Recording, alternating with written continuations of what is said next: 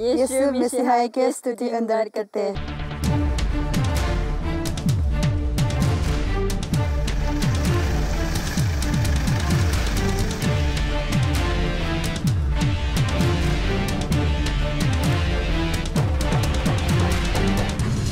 Welcome to Assam Mission.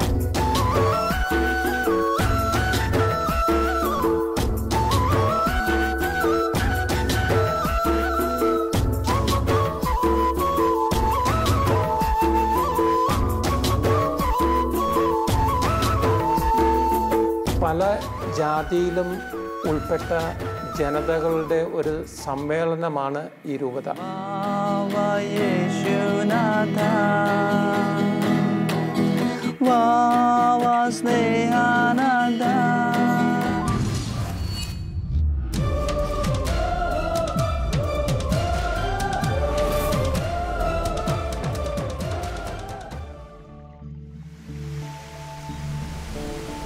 ആസാമിലെ പ്ലാങ് എന്ന വിളിപ്പേരുള്ള ഗ്രാമത്തിലെ സുന്ദരമായ ഒരു വെള്ളച്ചാട്ടത്തിനരികിലാണ് നാം ഇപ്പോൾ.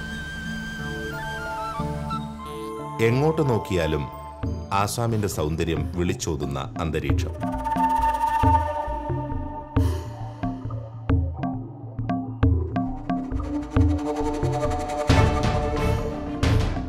ഗതാഗത സൗകര്യം തീരെ കുറവുള്ള പ്രദേശത്തു കൂടി വേണം നമുക്ക് യാത്ര ചെയ്യാൻ. ഈ പാതയിലുടനീളം മലവെള്ളം കുത്തിയൊഴുകിയതിന്റെ ചാലുകൾ നമുക്ക് കാണാം. ശാന്തസുന്ദരമായ ഒരു ദൃശ്യവിരുന്നാണ് പ്ലാങ് ഗ്രാമം ഒരുക്കിയിരിക്കുന്നത്.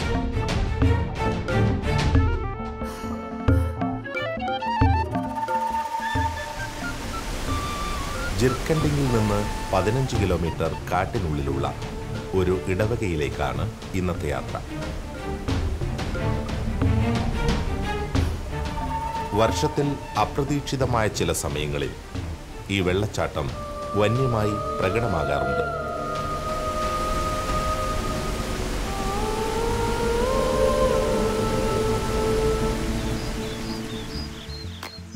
റോങ് തിയാങ് കാട്ടിനുള്ളിലെ ഒരു സുന്ദര ഗ്രാമമാണിത്.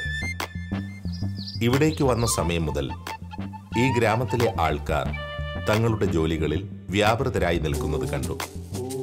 15 കിലോമീറ്റർ കാട്ടിനുള്ളിൽ പ്രാചീനകാലത്തെ വരച്ചു കാട്ടുന്ന ഒരു ലോകമായിരുന്നു കാണാൻ സാധിച്ചത്. കണ്ടാലറിയാം ഗൗരവമേറിയ ഏതോ ഒരു തൊഴിലിലാണ് ഇവർ ഏർപ്പെട്ടിരിക്കുന്നതെന്ന്.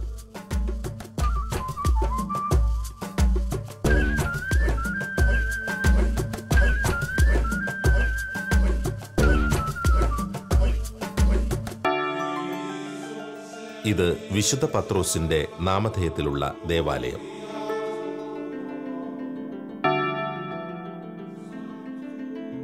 ദേവാലയ മണിയാണിത്. റോങ് തിയാങ് എന്ന ഈ ഗ്രാമത്തിന്റെ സ്വന്തം ഇടവക ദേവാലയമാണിത്. താഴ്വാരങ്ങളിൽ നിന്ന് പാറ പൊട്ടിച്ച് മെറ്റൽ കഷ്ണങ്ങൾ തലച്ചുമടായി ഇവിടേക്ക് കൊണ്ടുവന്നും തടിയും കല്ലും മറ്റ് സാമഗ്രികൾ സംഘടിപ്പിച്ചും ഇവർ പുതിയ ദേവാലയത്തിന്റെ പണിപ്പുരയിലാണ്. പനമ്പുകൊണ്ട് നിർമ്മിതമായ വളരെ ചെറിയ ഈ ദേവാലയത്തിൽ തിങ്ങിക്കൂടി നിന്നാണ് ഗ്രാമവാസികൾ കുർബാനയിൽ പങ്കുകൊള്ളുന്നത്. സാമ്പത്തികമായ പിന്നോക്കാവസ്ഥയിൽ പോലും തങ്ങളുടെ വിശ്വാസ തീഷ്ണതയുടെ അടിത്തറയായ ദേവാലയത്തിന്റെ നിർമ്മിതിക്ക് ഒരു കുറവും വരുത്താൻ ഈ ഗ്രാമവാസികൾ ആഗ്രഹിക്കുന്നില്ല. നമ്മുടെ ഈ ഇടവകയിൽ ഏതാണ്ട് 21 പള്ളികൾ കൂടി പണിയണം. അതുകൊണ്ട് നമ്മൾ അവരുടെ സഹകരണവും അവരുടെ സഹായവും അതുപോലെ തന്നെ ഈ ഇടവകയിൽ എല്ലാ ആൾക്കാരും സഹകരിച്ച് ഓരോ വർഷവും 2 പള്ളി വീതമാണ് നമ്മൾ നിർമ്മിക്കുന്നത്. വില്ലേജിൽ പള്ളി പണിയുമ്പോൾ അവർ കല്ലും മണലും തടിയും എല്ലാം അവർ തന്ന് സഹായിക്കും. അതുപോലെ തന്നെ ചെറിയൊരു കൺട്രിബ്യൂഷന് പാരീഷിലുള്ള ഇടവകയിലുള്ള എല്ലാവരും കൂടെ സഹകരിച്ചാണ് ഇപ്പോൾ പള്ളി നമ്മൾ നിർമ്മിച്ചു കൊണ്ടിരിക്കുന്നത്. അതുകൊണ്ട് എല്ലാവരുടെയും കോപ്പറേഷനും സഹായവും നമുക്ക് ഈ പള്ളി പണിയാൻ വേണ്ടിയിട്ട് കിട്ടുന്നുണ്ട്. തങ്ങളുടെ പ്രിയ ദേവാലയത്തിന് മഴയത്ത് ചോരാത്ത ഒരു മേൽക്കൂര ഒരുക്കണം, പിന്നെ മോടി പിടിപ്പിക്കണം. അങ്ങനെ ഒരു പിടി വലിയ കാര്യങ്ങൾ കൂടി തയ്യാറാക്കണം വരും തലമുറയ്ക്ക് വേണ്ടി. തളരാത്ത മനസ്സും ഉറപ്പാർന്ന ചുമലുകളും, എന്തിനേറെ തങ്ങളെ തന്നെ തമ്പുരാനു വേണ്ടി പൂർണ്ണമായി സമർപ്പിച്ചിരിക്കുകയാണ്. ഈ ദേവാലയ നിർമ്മാണത്തിന്റെ പൂർത്തീകരണം ഇവിടുത്തെ ഓരോ ഗ്രാമവാസിയുടെയും സ്വപ്നമാണ്. നിരന്തരമായ പ്രാർത്ഥനയും വിട്ടുവീഴ്ചയില്ലാത്ത കഠിന പ്രയത്നവും മാത്രമാണ് ഇവർക്ക് കൈമുതലായുള്ളത്. ബാക്കിയുള്ളത് സ്വർഗത്തിന്റെ അതിശയകരമായ ഇടപെടലുകളിൽ ആശ്രയിച്ചുകൊണ്ടുള്ള കാത്തിരിപ്പാണ്.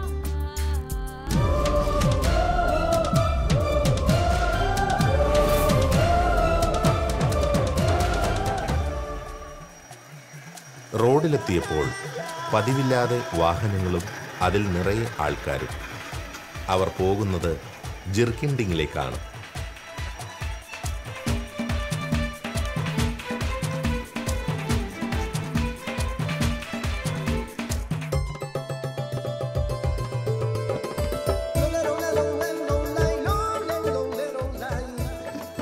എന്തായാലും എല്ലാവരും നല്ല സന്തോഷത്തിലും ഉത്സാഹത്തിലുമാണ്.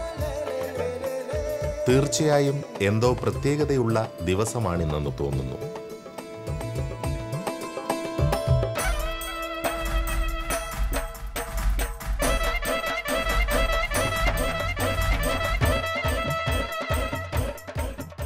ജിർക്കിൻഡിങ്ങിന്റെ ഈ പാതയോരത്ത് തിരക്ക് കണ്ട് അന്വേഷിച്ചപ്പോഴാണ് കാര്യം മനസ്സിലായത്.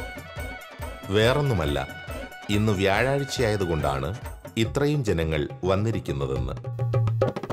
എല്ലാ ആഴ്ചയിലും വ്യാഴാഴ്ചയാണ് ഇവിടുത്തെ ജിർക്കിൻഡിങ് വില്ലേജ് മാർക്കറ്റ് സജീവമാകുന്നതെന്ന്. ആഴ്ചയിലൊരിക്കലുള്ള ഒരു പ്രത്യേക ഉത്സവം തന്നെയാണെന്ന് ഈ ചന്ത ദിവസത്തെ വിശേഷിപ്പിക്കാം.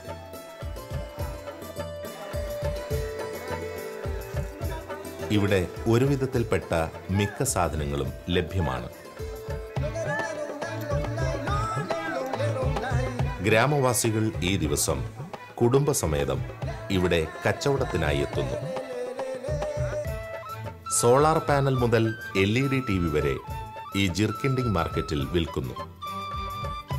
അതല്ല രസം, ചില വീടുകളിൽ വൈദ്യുതി ഇല്ലെങ്കിലും ഒരു അലങ്കാരത്തിനായി വില കുറഞ്ഞ ചൈനീസ് TV വാങ്ങിക്കൊണ്ടു പോകാറുണ്ട് പോലും.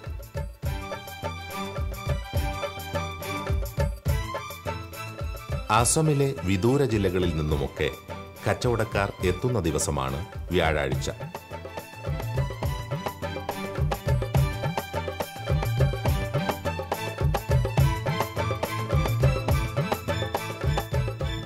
ഈ തയ്യാറാക്കുന്നത് ഇവരുടെ ഏറ്റവും പ്രിയപ്പെട്ട ലഘുഭക്ഷണമാണ്, പൊക്കട.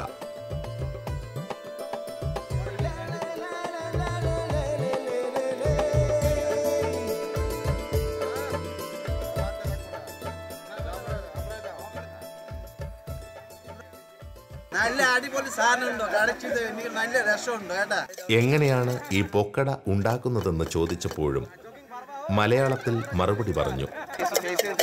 കടല, പിന്നെ ഉള്ളി, സവള, വെളുത്തുള്ളി, എണ്ണ, എന്താ പറയാ, മുളകുപൊടി, ഉപ്പ് ഇല്ല ചേർത്ത് അച്ചാരം. 8 വർഷത്തോളം കേരളത്തിൽ ഉണ്ടായിരുന്നത് മൂലമാണ് മലയാളം സംസാരിക്കാൻ സാധിച്ചതെന്ന് പറയുന്നു. എന്റെ പേര് മിട്ടുവാണ്.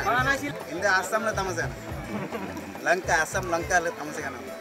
ഒരു കച്ചവടക്കാരൻ കൂടിയായ മിട്ടു പറഞ്ഞത് ശരിയാണ്. നല്ല രുചിയുള്ള ലഘുഭക്ഷണമാണ് പൊക്കട. കൂടാതെ വളരെ വ്യത്യസ്തമായ പലഹാരങ്ങളും വിൽപ്പനയ്ക്കായി പ്രദർശിപ്പിച്ചിട്ടുണ്ട്.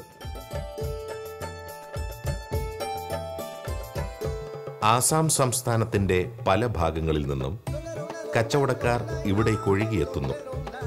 ഓരോ പ്രദേശത്തും ഓരോ ദിവസമായിരിക്കും അതാതു സ്ഥലത്തെ ചന്ത ദിവസം.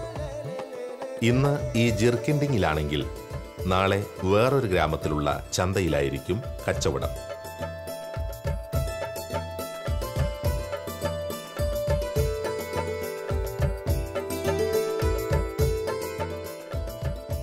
കാസി കർബി എന്നീ 2 വിഭിന്ന ഗോത്രവിഭാഗക്കാർ ഒത്തൊരുമിച്ച് കച്ചവടം നടത്തുന്ന അപൂർവ ദിവസം കൂടിയാണ് വ്യാഴാഴ്ച.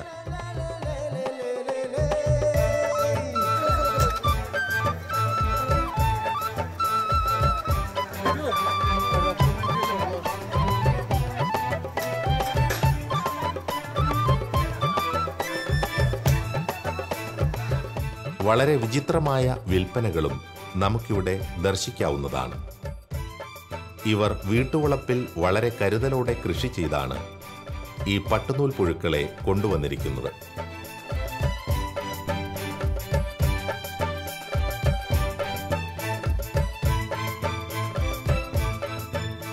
ആദ്യം കണ്ടപ്പോൾ കരുതിയത് കൃഷി ആവശ്യത്തിനും മറ്റുമായിരിക്കുമെന്നാണ്. പക്ഷേ പിന്നീടാണ് അറിഞ്ഞത് ഇവിടുത്തെ ജനങ്ങളുടെ പ്രിയപ്പെട്ട ഭക്ഷണം തന്നെയാണിതെന്ന്.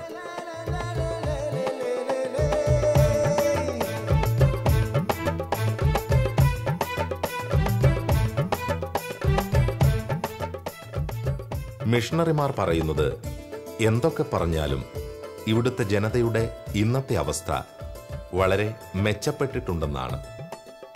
സാമൂഹികപരമായി ഗോത്രവിഭാഗങ്ങളിൽപ്പെട്ടവർ തമ്മിൽ സൗഹാർദ്ദത്തിലും സ്നേഹത്തിലും സഹവർത്തിക്കാൻ ഇന്ന് തയ്യാറാകുന്നു. ഇതെല്ലാം സാധ്യമായത് ഇവിടുത്തെ ഡോൺ ബോസ്കോ വിദ്യാലയം നിമിത്തമാണ്.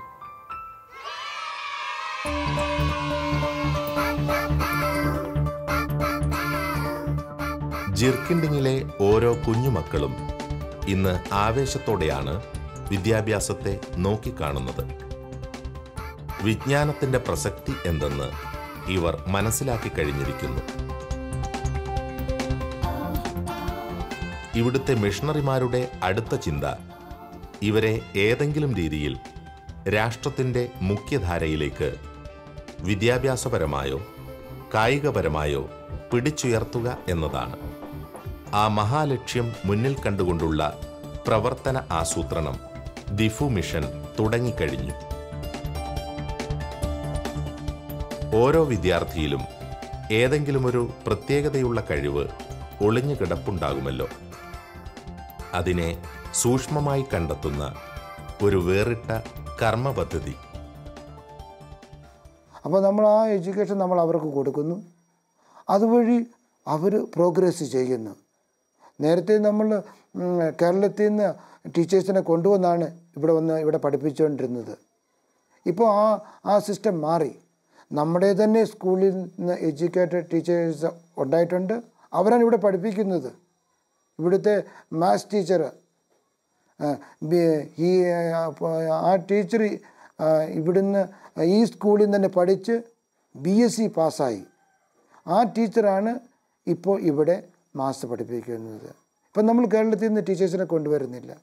അവർ ഇവിടുത്തെ തന്നെ സ്റ്റുഡൻസ് ഇവിടുന്ന് ഈ സ്കൂളിൽ നിന്ന് തന്നെ പാസ് ചെയ്ത് അവരാണ് ഇപ്പോൾ ഈ സ്കൂളിൽ പഠിപ്പിക്കുന്നത്. ഇതാണ് കാർമൽ നിവാസ്, CMC കോൺഗ്രിഗേഷന്റെ കോൺവെന്റാണ്. കൂടാതെ ഇത് ഒരു ഗേൾസ് ഹോസ്റ്റൽ കൂടിയാണ്. ഇവിടുത്തെ ഡോൺ ബോസ്കോ സ്കൂളിലെ ഏറെക്കുറെ വിദ്യാർത്ഥിനികൾ ഇവിടെ നിന്നാണ് പഠിച്ചു പോരുന്നത്.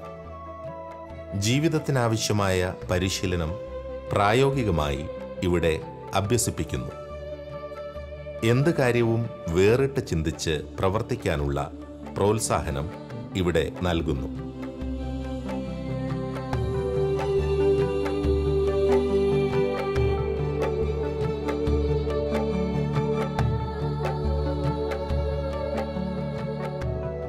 ആസാം മിഷനിലുള്ള ദിപ്പു രൂപതയിലെ ജർക്കൻഡിങ് പാരീഷിൽ 1987 ജനുവരി മാസം അന്നത്തെ ബിഷപ്പിൻ്റെ ആഗ്രഹപ്രകാരം ഞങ്ങൾ ഇവിടെ മിഷൻ ജോലിക്കായി എത്തിച്ചേർന്നു.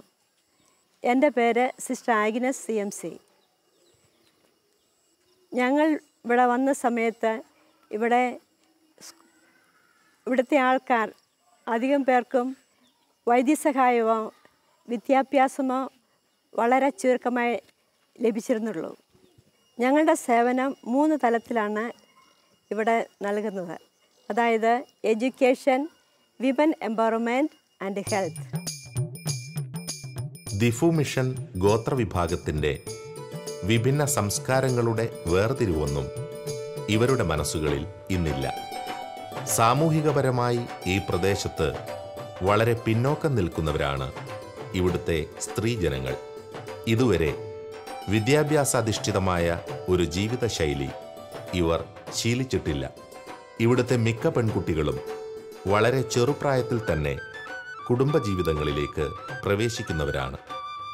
അതിനാൽ ഏറെക്കുറെ പൂർണ്ണമായ ഒരു വിദ്യാഭ്യാസ തലത്തിലേക്ക് ഉയരാൻ സാമൂഹികമായ പശ്ചാത്തലം ഇവർക്ക് ലഭിക്കുന്നില്ല.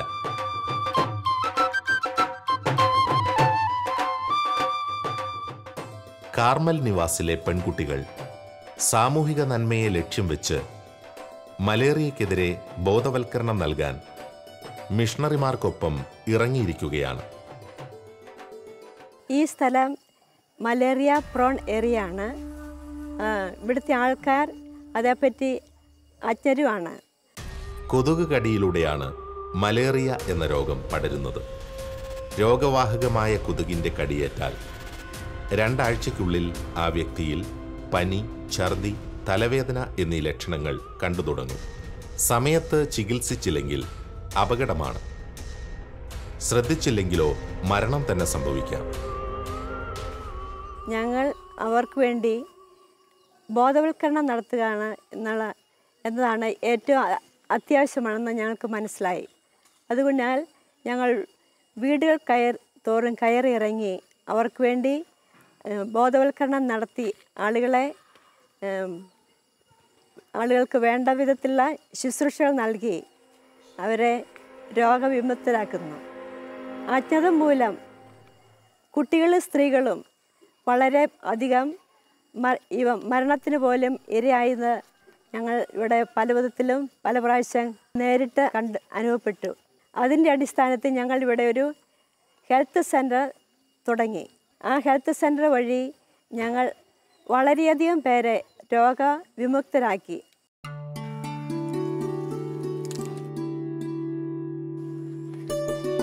ഇതാണ് ഞങ്ങളുടെ ആർട്ടിമിസിയ ഗാർഡൻ, ഹെർബൽ ഗാർഡൻ. ഇതാണ് ഫേമസ് ആർട്ടിമിസിയ പ്ലാന്റ്. 80 പ്ലാന്റ്സ് ഞങ്ങളിവിടെ നട്ടു. ഇത് ഇല മാത്രമാണ് ഉപയോഗിക്കുന്നത്. ആ ഇല 6 മാസത്തെ ഇതിൻ്റെ വളർച്ച 6 മാസമാണ്. ഇതിൻ്റെ ഇല എടുത്ത് വാഷ് ചെയ്ത് ഉണങ്ങി അത് പൊടിച്ച് 5 ഗ്രാമായിട്ട് പാക്ക് ചെയ്ത് ഞങ്ങൾ ആൾക്കാർക്ക് രോഗികൾക്ക് ഇത് കൊടുക്കുക. അതാണ് അതിൻ്റെ ട്രീറ്റ്മെൻറ്റ്. ഇത് ഞങ്ങൾ പ്രിവെൻറ്റീവായിട്ടും ക്യൂറേറ്റീവായിട്ടും ഈ സെയിം മെഡിസിനാണ് ഞങ്ങൾ കൊടുക്കുന്നത്. ഇത് മലേറിയയ്ക്ക് തന്നെയല്ല, വേറെ പല സൂക്കേടിന് ഇത് ഞങ്ങൾ ഉപയോഗിക്കുന്നുണ്ട്. അതായത് യൂറിനറി ഇൻഫെക്ഷൻ, ത്രോട്ട് ഇൻഫെക്ഷൻ, പിന്നെ ഇങ്ങനെ പനി, നമുക്കറിയാൻ മേലാത്ത പനികൾ വന്നാലും അത് ഇതുകൊണ്ട് ഞങ്ങൾ ട്രീറ്റ് ചെയ്യുന്നുണ്ട്. അതുകൊണ്ട് മിക്കവാറും അത് ഇതും കൊണ്ട് തന്നെ ട്രീറ്റ് ചെയ്യാം. ചില സുഖകൾ ഇത് ശരിയായില്ലെങ്കിൽ ഞങ്ങൾ വേറെ മെഡിസിൻ കൊടുക്കും.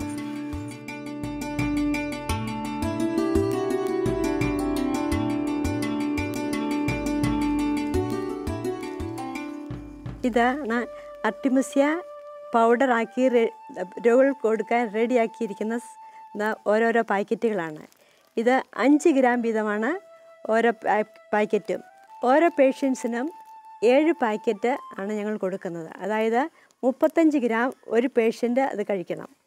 ഒരു ദിവസം ഒരു പാക്കറ്റ് 5 ഗ്രാം 1 ലിറ്റർ വെള്ളത്തിൽ, അതായത് വെള്ളം ബോയിൽ ചെയ്ത് ഈ പൗഡർ ആ ബോയിൽ ചെയ്ത വെള്ളത്തിൽ ഇട്ട് അരമണിക്കൂർ വെച്ച് തണുപ്പിച്ച് അത് 4 ഭാഗമാക്കി, അതായത് 1 ലിറ്റർ വെള്ളം 4 ഗ്ലാസ് വാട്ടർ 4 നേരമായിട്ട് 6 മണിക്കൂർ ഇടവിട്ടോ, അതായത് നമ്മുടെ സൗകര്യം അനുസരിച്ച് നമുക്കത് 1 ലിറ്റർ വെള്ളം ആർട്ടിമിസിയ ടീ ഒരു ദിവസം കഴിച്ചിരിക്കണം. മലേറിയ ട്രീറ്റ്മെൻറ്റിനായിട്ട് ഞങ്ങളിത് 7 ദിവസത്തേക്കിനാണ് ഞങ്ങളിത് കൊടുക്കുന്നത്. ഇനി 7 ദിവസം കഴിഞ്ഞ് പിന്നെ ആഴ്ചയിൽ 1 ദിവസം ഒരു പാക്കറ്റ്, അതുപോലെ അത് 4 ആഴ്ച അങ്ങനെ പോകണം. അത് കഴിഞ്ഞ് ആ 4 ആഴ്ച കഴിഞ്ഞ് പിന്നെ മാസത്തിലൊന്ന് ഒരു പാക്കറ്റ്. ഇതാണ് അതിൻ്റെ ട്രീറ്റ്മെൻറ്റ്. മലേറിയ പ്രിവെൻഷനായിട്ടും ഞങ്ങൾ ഈ സെയിം ട്രീറ്റ്മെൻറ്റാണ് ഞങ്ങൾ കൊടുക്കുന്നത്. അതായത് 1/2 ടീസ്പൂൺ പൗഡർ 1 ഗ്ലാസ് വെള്ളം തിളച്ച വെള്ളത്തിലൊഴിച്ച് അത് തണുപ്പിച്ച് രാവിലെയും വൈകുന്നേരവും, രാവിലെ 1/2 സ്പൂൺ, വൈകുന്നേരം 1/2 സ്പൂൺ, അങ്ങനെ ഒരാഴ്ച അങ്ങനെ കഴിച്ചാൽ അത് പ്രിവെൻറ്റീവായിട്ടും നമുക്കത് ഉപകാരപ്പെടുത്താം. ഈ മിഷൻ സ്റ്റേഷനിലേക്ക് കടന്നു വന്നിട്ടുള്ള ഈ കുട്ടികളിൽ മിക്കവരും തന്നെ ഭാഗികമായ അനാഥത്വത്തിൻ്റെ പിടിയിലമർന്നവരാണ്. ഇന്ന് ഇവിടെ ഇവർക്ക് സന്തോഷമാണ്. കാരണം ഇവരുടെ സുഹൃത്തായും ജ്യേഷ്ഠത്തിയായുമൊക്കെയാണ് മിഷണറിമാർ ഇവരോട് ഇടപെടുന്നത്. അതിനിടയിലും ഇവർക്ക് വിദ്യാഭ്യാസത്തിൻ്റെ മൂല്യമെന്തെന്ന് പറഞ്ഞുകൊടുക്കുന്നു സിസ്റ്റേഴ്സ്. അതിൻ്റെ പ്രസക്തി എന്താണെന്ന് ബോധ്യപ്പെടുത്തി കൊടുക്കുന്നുമുണ്ട് വാത്സല്യത്തോടെ. അധികം വൈകാതെ തന്നെ ഈ മിഷൻ സ്റ്റേഷനിൽ നിന്ന് ഭാവിയുടെ വാഗ്ദാനങ്ങളെ കണ്ടെത്തുന്ന കാലം വരും. ഭാവിയിൽ അവർ ഈ പ്രദേശത്തിൻ്റെ മുഖച്ഛായ തന്നെ മാറ്റും. സമൂഹത്തെ പുരോഗതിയിലേക്ക് നയിക്കുന്ന നാഴികക്കല്ലുകളായി മാറും. ദൈവത്തിൻ്റെ അപരിമേയമായ സ്നേഹത്താലാണ് മിഷനിലേക്ക് ആകർഷിക്കപ്പെടുന്നതെന്ന് മിഷണറിമാർ പറയും. ഇവർക്ക് പകർച്ചവ്യാധിയിൽ നിന്നുമൊക്കെ രക്ഷ ലഭിക്കുന്നതും പ്രതിബന്ധങ്ങളെ തരണം ചെയ്യുന്നതിനുള്ള ശക്തി ലഭിക്കുന്നതും നിരന്തരമായ പ്രാർത്ഥന ഒന്നുകൊണ്ട് മാത്രമാണ്.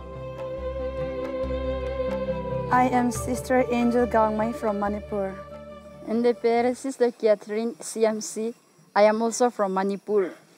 Yes, she was in Kerala for 3 years, so she knew a bit of Malayalam. ഞാൻ കേരള പോയി 3 വർഷം. അവിടെ both of us are from Manipur, but belonging to different tribes. I am from Mao and she is from Rongmai. Rongmai community from Tamelong district. We are CMC sisters working together for the mission. It is very sometimes challenging to be a missionary, but still when there is the love of God in our hearts, it is a very joyful experience to serve the poor people, especially in spite of all the external difficulties that we face. We are able to do these little things what we can do from our own effort, and it is only because of the grace of God that we are able to do this much in our own little way, in our school and in our village apostolate and in many other areas. And dear young brothers and sisters, we request you all also to come forward to these mission areas to spread the love of God. And the people are waiting for our presence here. And we really need your prayer. Please do continue to pray for us. യേശു മിശിഹായ്ക്ക് സ്തുതി ഉണ്ടായിരിക്കട്ടെ.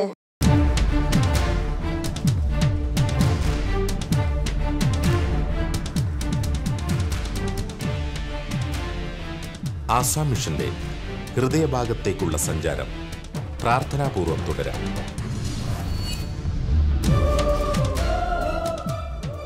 ആസാമിലെ ഈ ഇടവകയുടെ ഉൾപ്രദേശങ്ങളിലേക്ക് മിഷണറിമാർ കടന്നു ചെല്ലുന്നത് സാഹസികമായിട്ടാണ്. തമ്പുരാനു വേണ്ടി, അവിടുത്തെ പ്രിയ മക്കൾക്കു വേണ്ടി.